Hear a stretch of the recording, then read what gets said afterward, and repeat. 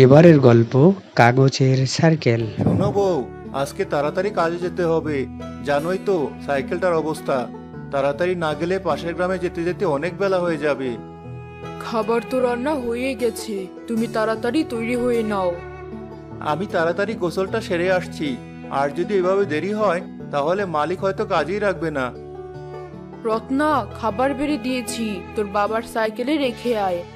হ্যাঁ মা, এক্ষুনি রেখে আসছি। কিরে রত্না, খাবার রেখে দিয়েছিস? এখন ঘরের বাকি কাজ বাদ দিয়ে পড়তে বস। পড়ালেখা করে বড় কিছু হতে হবে।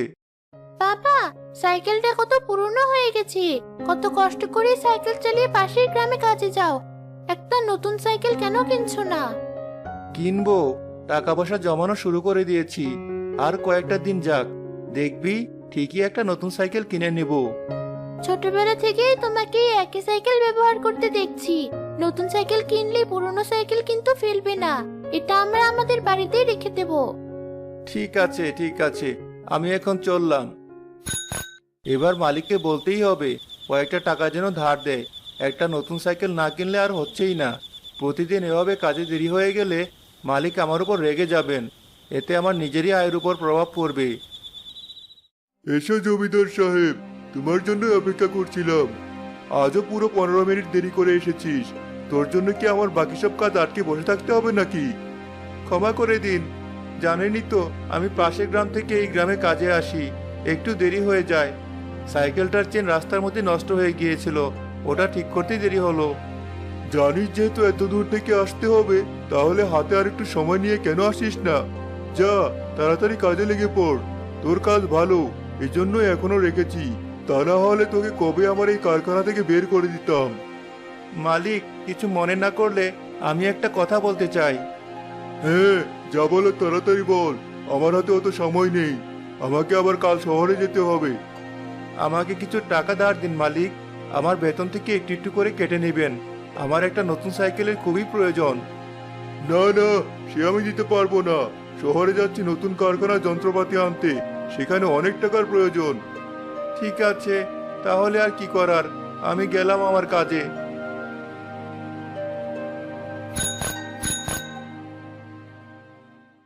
এই বাজারে নতুন একটা সাইকেলের দোকান হয়েছে।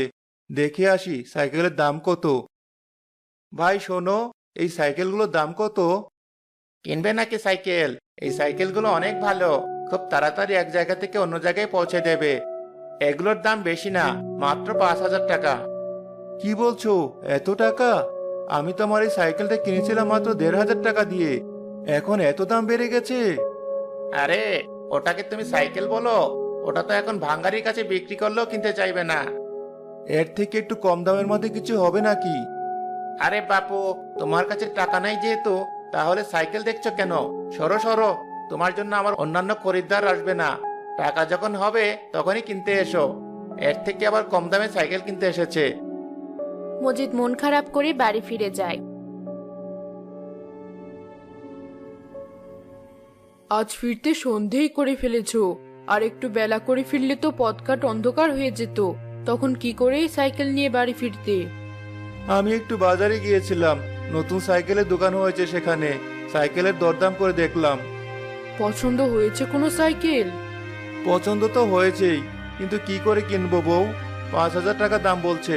আমার কাছে তো শুধুমাত্র 3,000 টাকা জমানো হয়েছে। বাকি টাকার কই পাই? বাবা, তুমি এসেছো? হাত মুখ ধুয়ে নাও, একসাথে খাবার খাবো। এরপর আবার আমাকে পড়তে বসতে হবে, অনেক পড়া বাকি। রাতের খাবার শেষ করে রত্না পড়তে বসে, আর মজিদ বিছানায় বসে বসে চিন্তা করতে থাকে। আমার একজোড়া কানের দুল রয়ে গেছে, এগুলো বিক্রি করলে কিছু টাকা নিশ্চয় পাবে।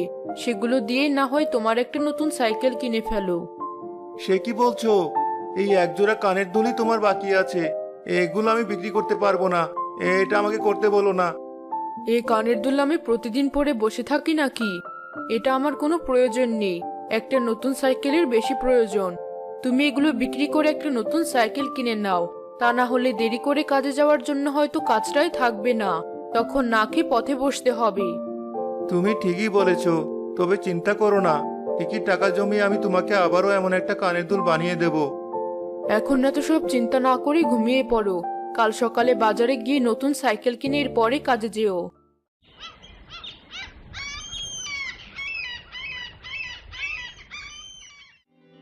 বউ, আমি চললাম। আজকে আর পুরনো সাইকেল নিয়ে যাব না, নতুন সাইকেল নিয়েই বাড়ি ফিরবো। বাবা, তুমি সত্যি আজ নতুন সাইকেল কিনবে?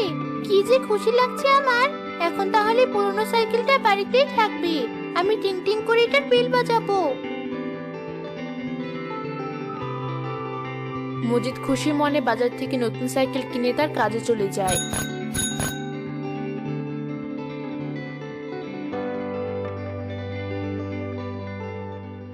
কিরে মজিদ, আজ তো তুই তাড়াতাড়ি কাজে চলে এসেছিস, এমন কি করে হয়ে গেল? আমি নতুন সাইকেল কিনেছি, এই দেখুন। কালকেই তো তুই আমার কাছে টাকা ধার চাইছিলি, এখন আবার নতুন সাইকেল কি করে কিনলি? তোর কাছে না টাকা নেই? মজিদ কিছু বলতে যাবে এমন সময় কারখানা থেকে মালিকের সবচেয়ে কাছের লোক এসে বলতে থাকে, সর্বনাশ হয়ে গেছে মালিক, আমাদের টাকার বাক্স থেকে পুরো ৬,০০০ টাকা গায়েব হয়ে গেছে। সে কি করে সম্ভব? আমি নিজে সবগুলো টাকা গুনে গুনে সেখানে রেখেছিলাম।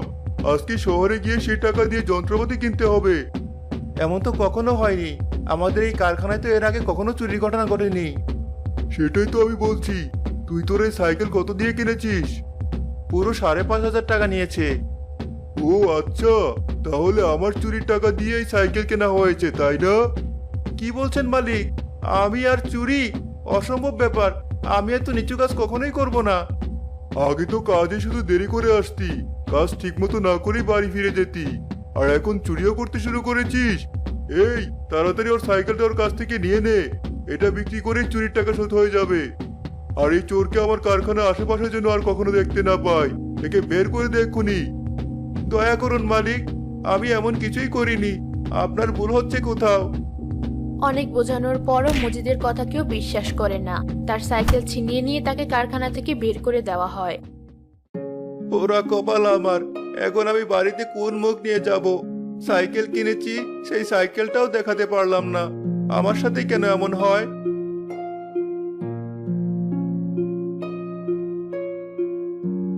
এত তাড়াতাড়ি বাড়ি ফিরে এলে যে, নতুন সাইকেল কোথায়?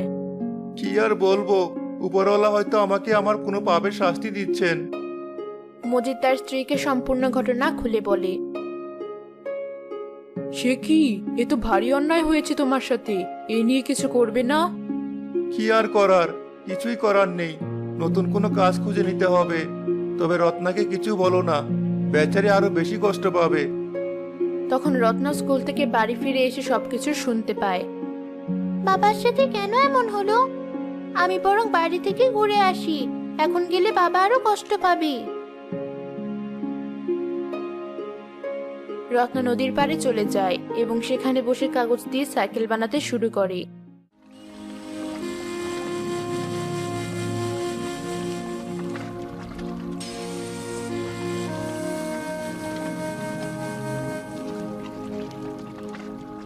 যদি আমার এই কাগজের সাইকেলটা সত্যিকারের সাইকেল হতো, তাহলে বাবাকে এই সাইকেলটা উপহার দিতাম। বাবাকে আর কষ্ট করে অন্য কোথাও কাজ করতে যেতে হতো না। এখন হয়তো বাবাকে পায়ে হেঁটে হেঁটে কাজ করতে যেতে হবে।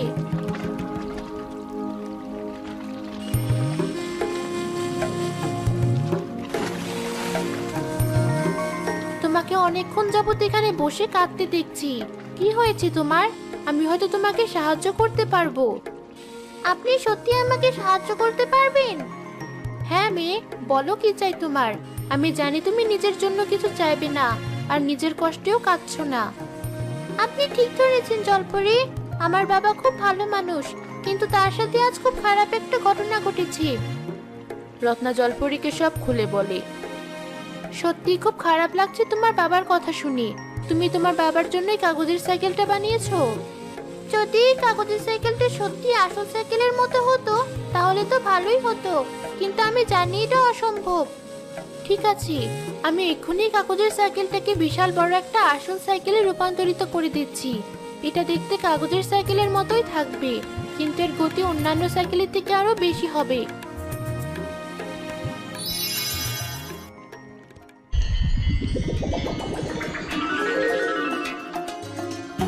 আপনাকে অনেক ধন্যবাদ জলপরি, আপনি আমার আর আমার পরিবারের অনেক বড় উপকার করলেন।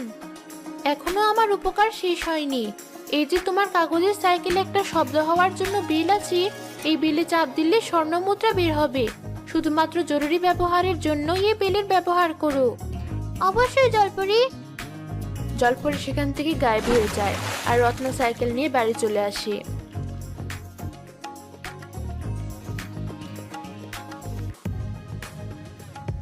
বাবা, দেখো তোমার জন্য কি এনেছি। কি রে, তোর স্কুল থেকে আসতে এত দেরি হলো যে? আর এটা তো মনে হচ্ছে কাগজের সাইকেল। হ্যাঁ, এই সাইকেলটা আমি তোমার জন্য বানিয়েছি। এই সাইকেল দেখতে কাগজের হলেও অন্যান্য সাইকেলের থেকে সুবিধা আরো বেশি। আর এই বিলে চাপ দিলেই স্বর্ণমুদ্রা বের হবে। তবে যখন আমাদের প্রয়োজন হবে, শুধু তখনই আমরা এটার ব্যবহার করতে পারবো। আশ্চর্য ব্যাপার, এসব তুই কোথায় পেলি? এক জলপরি আমাকে উপহার দিয়েছেন। তোর মন অনেক ভালো, এই জন্যই তো জলপরি তোকে উপহার দিয়েছে। এখন তাহলে আমাদের চিন্তা কমে গেল।